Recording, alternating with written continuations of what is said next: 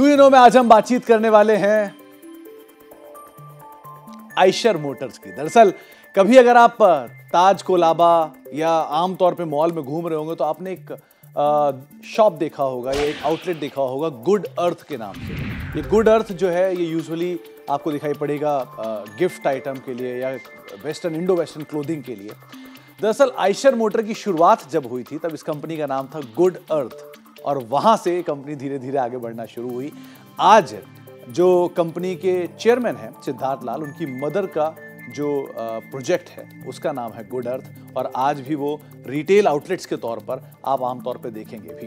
तो अक्सर मुंबई में, अक्सर किसी हाई प्रोफाइल मार्केट्स में आपको शायद गुड अर्थ के नाम से कुछ प्रोडक्ट बिकते हुए दिखाई पड़े।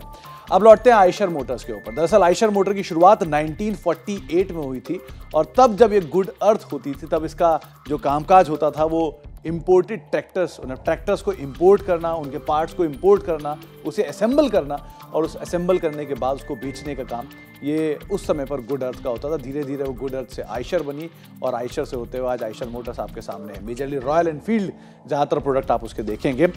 लेकिन और इंटरेस्टिंग फैक्ट में एक फैक्ट ये भी है कि 1959 में इस कंपनी ने एक ट्रैक्टर डिवीज़न जो कि जर्मन ट्रैक्टर कंपनी थी, आइशर ट्रैक्टर, उसको मर्ज करने के बाद बनाया और उसके बाद से ट्रैक्टर कारोबार के अंदर प्रोमिनेंटली इंडिया में एक्सपैंड करते हुए दिखाई पड़े।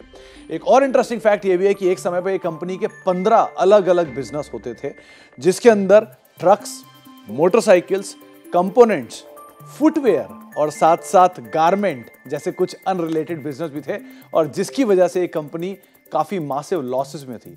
रॉयल एनफील्ड जो इस कंपनी का सबसे ज्यादा बिकने वाला प्रोडक्ट है वो एक समय पर लॉस में था और करीब करीब 20 करोड़ रुपए के आसपास का लॉस आया था।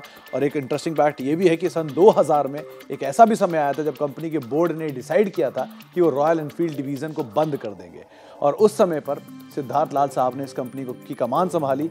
उन्होंने नॉन रिलेटेड 13 प्रोडक्ट्स को बंद किया और सिर्फ 2 प्रोडक्ट के ऊपर फोकस किया, जिसमें एक था रॉयल एनफील्ड और दूसरा था वॉल्वो आइशर ट्रक्स जिनको आप देखते हैं। इन दोनों पे फोकस करा और मासिवली इस कंपनी के अंदर टर्न अराउंड किया। इनफैक्ट उस समय से लेकर करीब आज तक स्टॉक ने एक जोरदार परफॉर्मेंस भी दिया और एक मासिव टर्न अराउंड स्टोरी बनकर ये सामने भी आया था।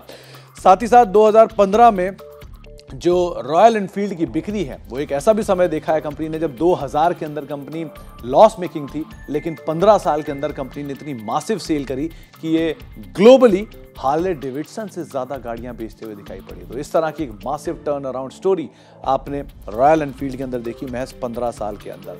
तो ये कुछ इंटरेस्टिंग फैक्ट आइशर मोटर्स या फिर गुड अर्थ से रिलेटेड आया। कुछ और फैक्ट लेकर भी आते रहे।